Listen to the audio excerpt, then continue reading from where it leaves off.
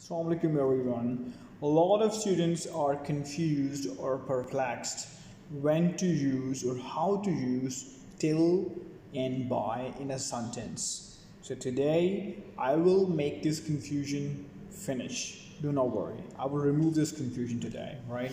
I'm going to give you two sentences now and you will know the difference between by and till. This form should be submitted by Monday. A second sentence, your card or your super card will expire till the date, right? In the first sentence we have used by, in the second sentence we have used till, and now we will know the difference between both of them.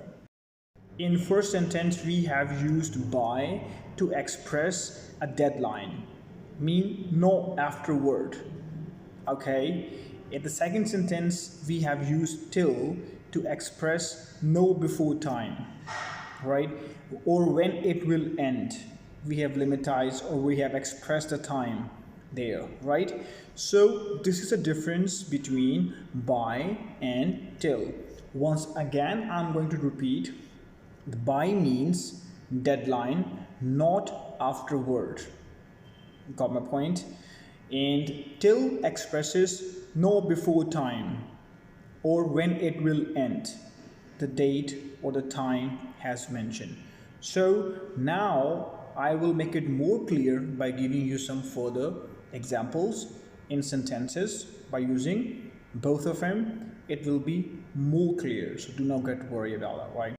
Let's take in example sentences to make our concept more lucid and demystify it, right? Number one, students must come to school by 8 a.m.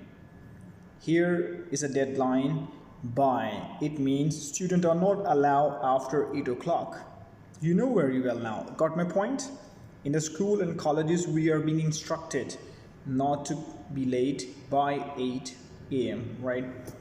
In the second sentence, students must stay at school till 12 o'clock. Here they are being instructed to stay till 12 o'clock. It means you cannot go before 12 o'clock, right? So I hope your concept is clear, lucid now by help of these two sentences. By for a deadline, not afterwards.